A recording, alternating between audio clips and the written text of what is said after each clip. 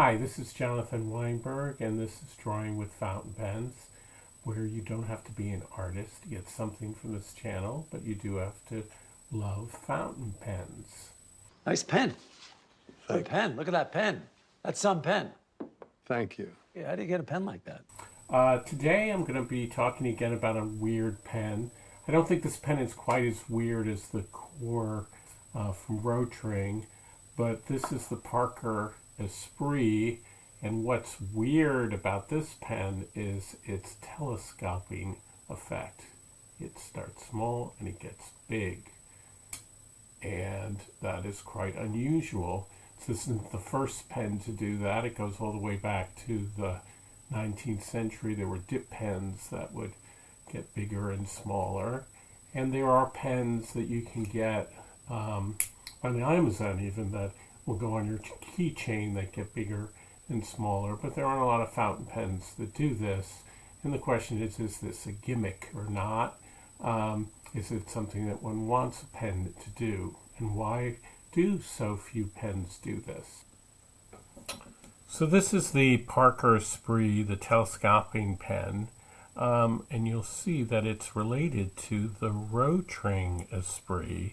I believe that these pens actually originated with Rotring. Now keep in mind that Rotring and Parker share the same parent company, Sanford, which then got bought up by Newell, which owns all kinds of different stationery products like Sharpie, and I think they also own Waterman.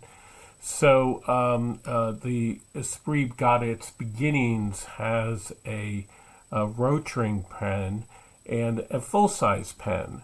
And you can see this here. This pen does not telescope, but it has to have this sort of interesting section that almost looks like it should go in and out of the pen.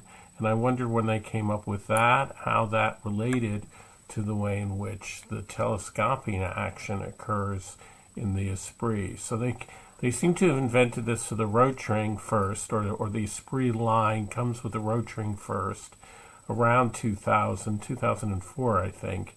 And then they came out with a Rotring telescoping pen, and then they shifted that over to Parker. They stopped making fountain pens for the most part at Rotring. I think they still make the art pen, which is a calligraphic pen, or they were making that.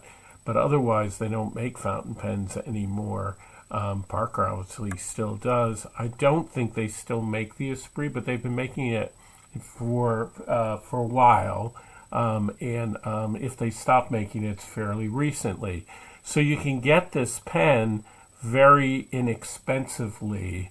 I got this, the telescoping version, which you see here, for $25, I think, according with shipping. The Rotring version you can find on eBay also, but it's more. It's like $70, and as far as I can tell, it's the same. There's one major difference, which is that the Rotring pen takes international style cartridges in both the regular pen and the telescoping version, while the Parker pen takes Parker cartridges. And this is a key issue with the telescoping pen because it only takes Parker mini cartridges. So if you want to use your own color ink with this, you have to use a cartridge. It won't work with a converter. You have to fill it yourself with a syringe. Clean out an old cartridge and fill it with a syringe if you want to use it with your own color inks.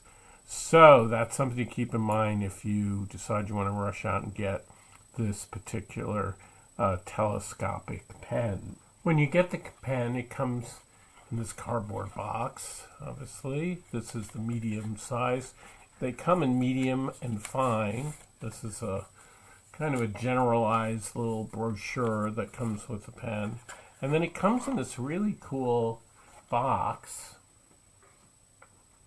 that protects it.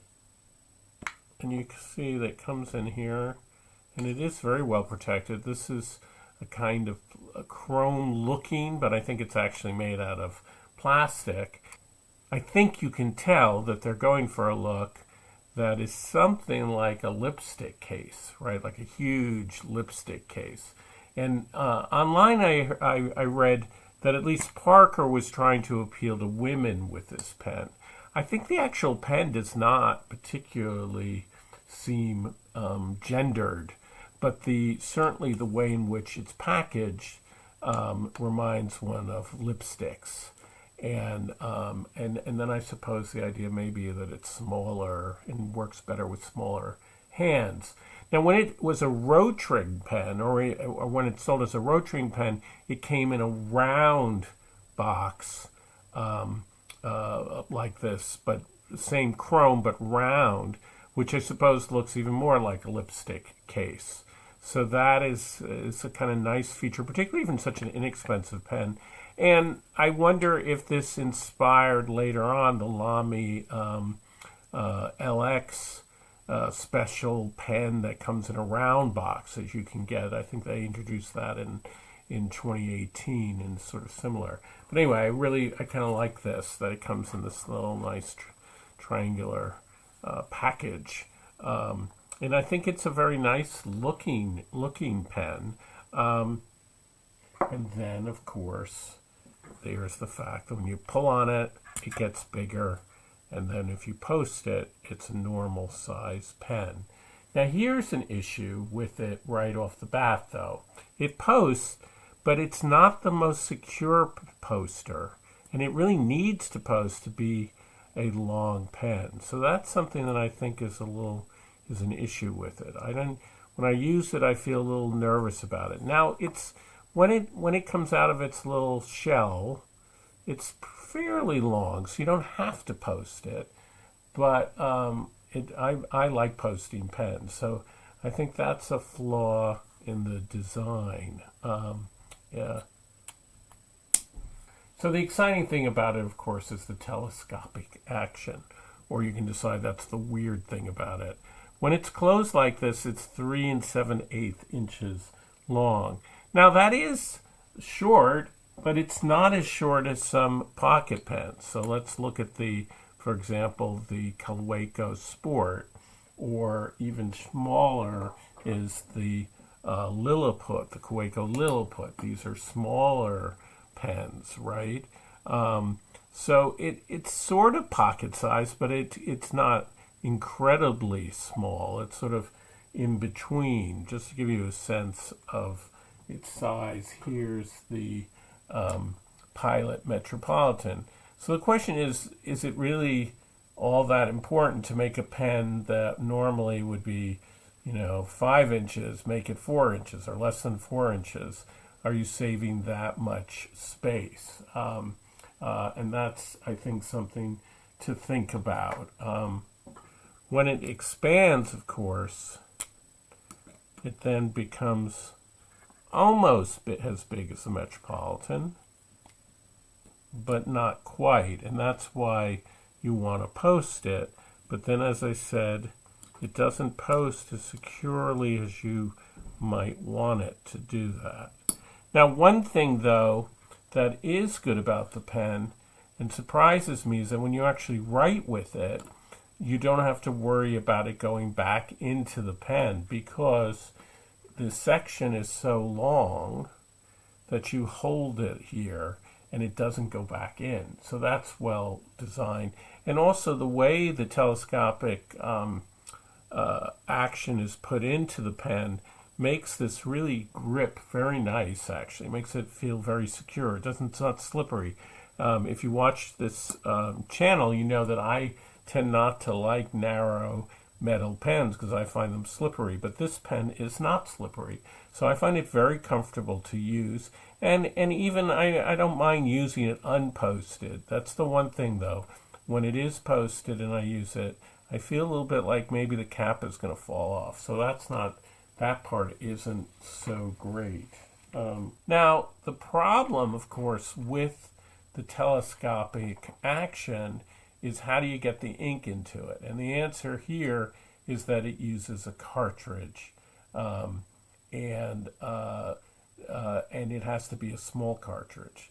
So the issue is then one of how long is that ink going to last, and that could potentially be a problem for some people.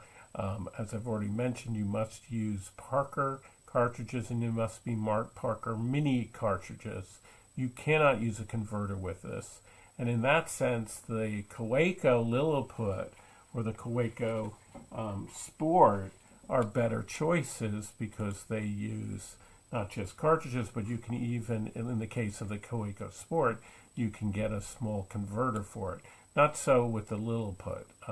That's not going to work with the converter. But there are other pocket pens like the Hongdian M1 and M2 that come with converters. So if you want to use a converter, this pen is not for you. But if you're someone who likes to play with their pens and fiddle with them, this telescopic action is really a lot of fun. Pulls out. When you pull the cap up, it goes back in when you click the cap down. And that's very elegant solution. I like that part of it. That works really, really well and doesn't seem in the flesh so gimmicky. I also think it's a nice looking pen.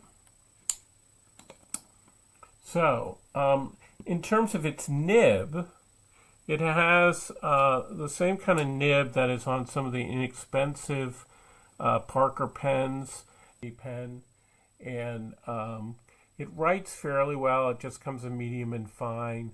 It's not, a thrill to use it. It doesn't have any line variation, but it's also kind of reliable and fairly smooth. So that's a good thing. The nib is fine, or medium, but it's not, it's nothing great, but it's what you're used to on an inexpensive pen. Another thing I thought about when I looked at this pen and the way it opens and closes is those Chinese finger traps that we used to play with when I was little. We'd go down to Chinatown, they had the stores there, and you'd get them. And then you try to get grown-ups to put them on their fingers and get their fingers trapped. So I kind of like that too. It is gimmicky, but at the same time, it's amusing. As I say, I don't think this saves a huge amount of space in your pocket or in your purse. So I'm not so sure from a functional level whether it's such a great thing. But it is fun and different, and I'm all for that. Pens that are different. I think if I was going to make a telescoping pen, I would go for something that would get smaller than this. If there was a way to do that so that it could get smaller and bigger, I think that would make more sense. And I think that this is a pen that perhaps the reason they don't make it anymore is just somehow or other it doesn't quite do the job of telescoping that people would want it to do if they wanted such a pen. But on the other hand, I do very much enjoy doing this, and it's something different. Now I'm going to do a writing sample, and then I'm going to draw some tulips and watercolor them. It's now spring in my garden. Well, it's almost spring, and the garden is looking really beautiful, and I love tulips. So this is an opportunity to do that with this pen. As always, don't forget to subscribe. We're right at the edge of getting 1,000 subscribers. I need just around 40 more people. So that's the way to support the channel, and I really appreciate it. I'll catch you again next time. How does it write? Well, you pull open the cap. That makes it pull out to the full extent, and you start writing. This is the Parker Esprit, and it is a medium, and this is the Parker Mini cartridge black, As far as I know, these mini cartridges I think only come in black and blue, so that's something to keep in mind. This is rhodia paper. And it only comes, I think, in medium and fine, or only came in medium and fine, because I don't think they still make it. And there's no line variation to speak of, but it is nicely wet, and it is very smooth. One issue, I want to say it again, is it does post, but it doesn't post as securely as it should, I think. When I'm using it, I feel a little bit like the cap might come off. And that's a flaw in a pen that really needs to post for it to become full size.